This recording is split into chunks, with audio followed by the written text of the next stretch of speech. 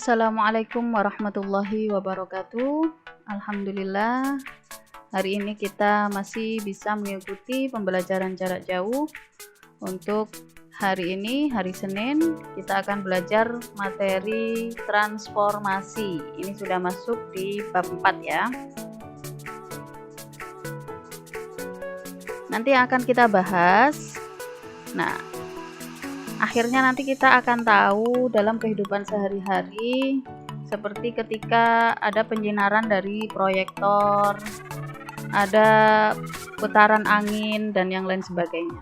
Nah, yang akan kita pelajari hari ini, ada pengertian transformasi, ada nanti transformasi itu macam-macam ya. Yang pertama ada translasi atau pergeseran, refleksi pencerminan, rotasi, dilatasi, dan kesimpulan. Oke, masuk di yang pertama adalah pengertian transformasi. Transformasi adalah aturan secara geometris yang dapat menunjukkan bagaimana suatu bangun dapat berubah ya. Dia transformasi itu kayak transformer itu kan dia berubah.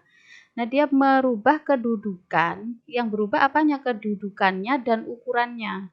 Jadi mungkin dia digeser, jadi dari duduk dari kiri ke kanan, atau ukurannya dari kecil ke besar, atau dikalikan dan yang lain sebagainya. Nah, nanti ada rumus tertentu yang akan kita bahas di slide selanjutnya. Di sini ya, ini transformasi yang tadi sudah ada, translasi, refleksi, rotasi, dan dilatasi. Ada 4 ya.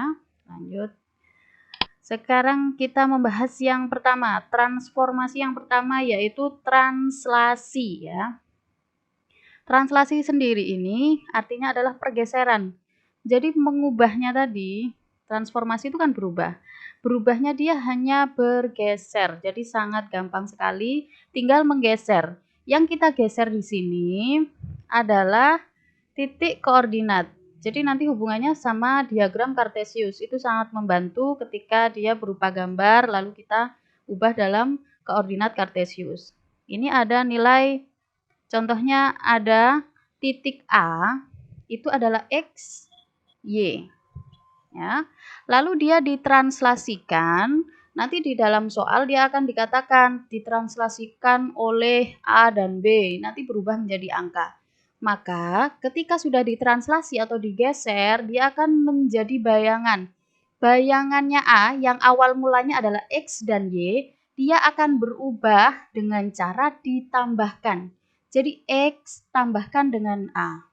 Y tambahkan dengan B. Nah, ini akan menjadi bayangan dari titik A. Oke, kita lebih paham jika ada sebuah soal. Ini contoh soalnya.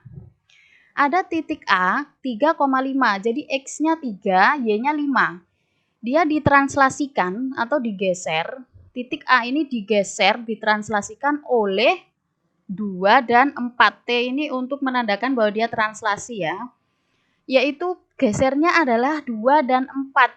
Kita disuruh menentukan titik hasil translasinya atau setelah digeser ini berubah menjadi berapa X dan Y-nya. Maka penyelesaiannya kita tulis dulu ya, X, Y-nya kita ubah, T-nya juga kita masukkan rumusnya dulu biar tidak sampai salah karena nanti rumusnya bermacam-macam. Hanya ditambahkan. Maka nanti ditambahkan 3 tambah 2, 5 tambah 4. Nah, seperti ini ya. Ini adalah hasil translasinya, yaitu 3 ditambahkan 2. Nih, di sini menjadi X-nya, lalu 5 ditambahkan 4 menjadi Y-nya. Jika kita jumlahkan saja, mudah sekali. Ini saya kasih tanda merah agar kalian tahu ya, 2 dan 4 ini adalah translasinya. Maka kita dapatkan, nah, langsung kita dapatkan ya, 3 tambah 2 itu 5, sedangkan 5 ditambah 4 adalah 9. Mudah sekali ya, ini hanya penjumlahan saja. Hanya intinya adalah hafal dengan rumus, atau setidaknya sampean punya catatan rumus yang lengkap. Maka bisa disimpulkan yaitu bayangan titik A atau titik hasil translasinya adalah 5,9. Ingat ya, A aksen ini menandakan bahwa dia bayangannya A. Lanjut di yang kedua yaitu refleksi. Refleksi itu nggak hanya di matematika, ini sering kita dengarkan. Jadi bagaimana kita merefleksi diri atau refleks seperti apa. Nah, itu artinya sendiri adalah pencerminan. Kalau kata pencerminan, maka dia dicerminkan sama persis, cuma berubah arah saja. Contohnya seperti ini ya. Titiknya dia tetap sama. Ini B, ini bayangannya B. Ini A, bayangannya A, sama, jaraknya sama. Ada juga di sini layangan, hanya berubah arah saja seperti ketika kalian bercermin. Nah, rumusnya banyak ini ya, refleksi untuk pencerminan. Nanti bisa sekalian cari juga tentang transformasi ada di sini ya. Nanti bisa dibuka lagi atau di screenshot lalu sampean cari di sini kalau memang belum paham dari penjelasan saya. Yaitu pencerminan terhadap sumbu X. Jadi kata-katanya macam-macam nanti. Dicerminkan atau refleksi terhadap sumbu X. Jika ada soalnya mengatakan seperti itu, maka rumusnya adalah X, negatif Y. Yang diganti hanya Y-nya. X-nya tetap, Y-nya diubah dari positif menjadi negatif. Begitupun sebaliknya, dari negatif menjadi positif. Intinya dia berubah tanda. Ada juga yang kedua, yaitu pencerminan terhadap sumbu Y. Kalau tadi terhadap sumbu X, sekarang terhadap sumbu Y. Kalau sumbu Y kebalikannya, yaitu X-nya yang berubah tanda dari positif menjadi negatif dan sebaliknya, sedangkan Y-nya tetap. Oke ya. Selanjutnya, pencerminan terhadap sumbu Y sama dengan X. Nah, nanti tinggal dibalik saja. Dari X, Y menjadi Y, X. Ada lagi. Y sama dengan negatif X. Tadi Y sama dengan X, sekarang Y sama dengan negatif X. Sama, tinggal dibalik, dikasih tanda negatif atau diubah tandanya. Selanjutnya, refleksi atau pencerminan terhadap pusat koordinat. Yaitu 0,0 ya pusat koordinat. Maka dia tidak dibalik, tetapi hanya berganti tanda.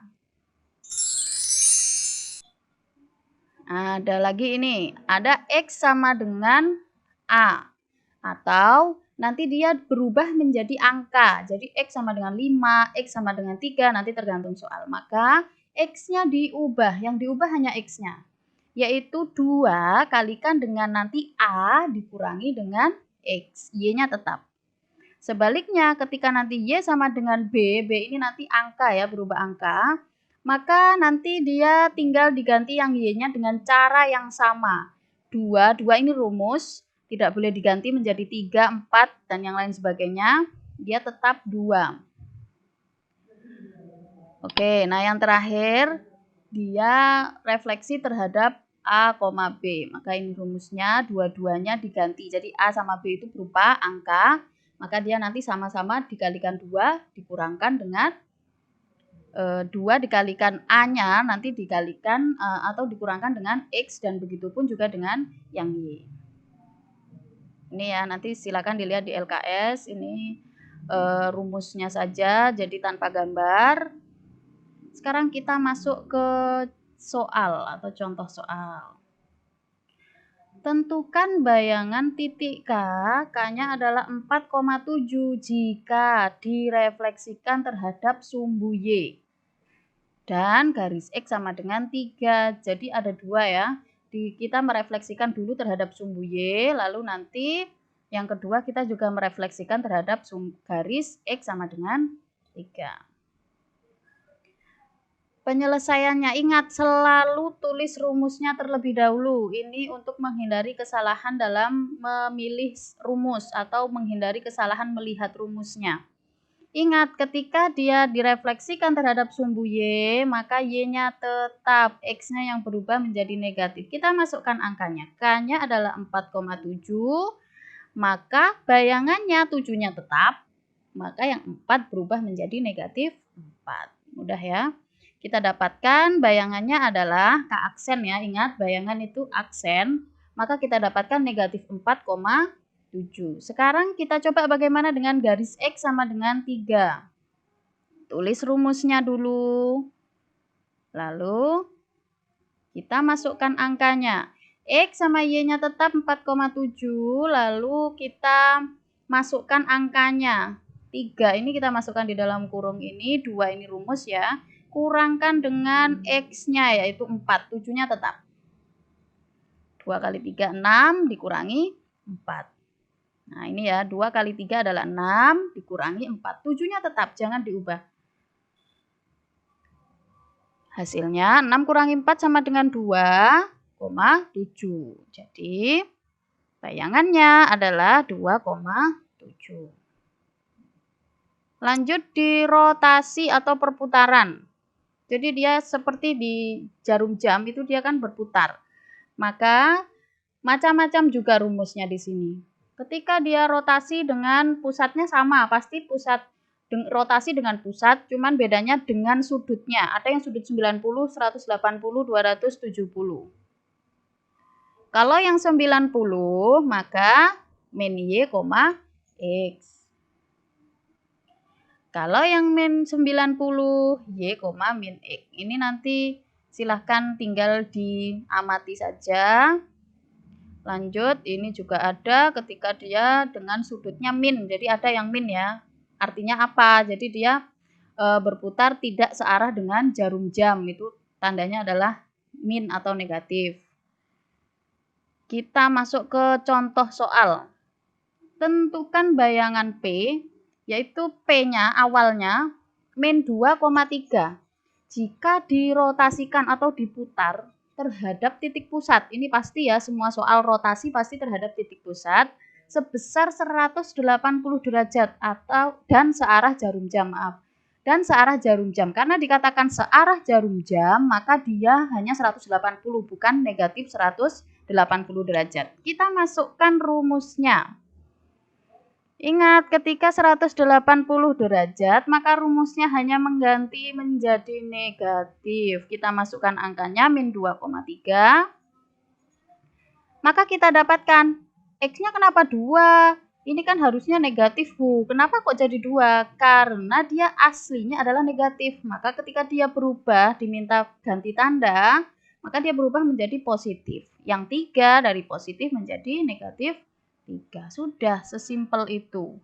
Maka jadi bayangannya atau hasilnya adalah 2,-3. Yang terakhir, dilatasi atau perkalian. Nanti dia langsung kata-katanya pasti dilatasi dan ada tulisan D-nya. Ini menandakan dia dilatasi. Nanti dia ada sebuah angka, ya di sini K-nya berupa angka, maka tinggal dikalikan. K kalikan X, K kalikan Y. Contoh soal, tentukan bayangan titik G 2,-3 oleh dilatasinya adalah 4 atau dikalikan 4. Ingat, tulis rumusnya dulu. K kali X, K kali Y. Masukkan angkanya 2,-3. Di sini 4 saya kasih tanda merah biar tahu dia adalah K-nya atau pengalinya. Kalikan dengan 2. 2 ini X-nya. 4 dikali negatif 3. Kita dapatkan 8,-12. Jadi bayangannya adalah 8,-12. Nah, ini kalau soalnya berbentuk cerita, hanya sampean harus tahu apakah ini termasuk translasi, rotasi, refleksi, atau dilatasi. Kita lihat kata-katanya di sini. Langsung kita selalu sampean lihat di soalnya. Setelah kincir angin berputar sejauh 180 derajat searah jarum jam. Ingat tadi apa yang menurut kalian yang artinya berputar? Ada kata-kata jarum jamnya, ya. Dia adalah rotasi, bukan refleksi ya. Rotasi, dia berputar 180 derajat searah jarum jam. Masih ingat ya rumusnya tadi ya, tinggal diganti tanda. Nih penyelesaiannya seperti ini. 2,5 titik A-nya asli, maka dia berubah menjadi negatif 2,-5. Nanti tinggal kata-katanya diganti karena dia menggunakan soal cerita. Karena yang ditanyakan posisi anak, maka jawabannya jadi posisi anak saat ini adalah min 2, min 5. Soal yang kedua. Soal ceritanya kita lihat di sini titik awalnya di sini ya, pasti ya. Yang ditanyakan adalah tuh, setelah proyektor memperbesar bayangan 2 kali lipat, ingat ya, 2 kali lipat, dia bukan bercermin, bukan bergeser, dia juga bukan berputar, tetapi dia dikali lipat, 2 kali lipat. Maka ingat ya, yang perkalian tadi adalah dilatasi. Karena dikatakan 2 kali lipat, maka perkaliannya ada K-nya ini adalah 2. Tinggal kalikan. 4 dikali 2, 8. 1,5 dikali 2 sama dengan 3. Jadi posisi bayangan ujung ini, kata-katanya kan menentukan posisi bayangan ujung kepala anak setelah proyektor memperbesar.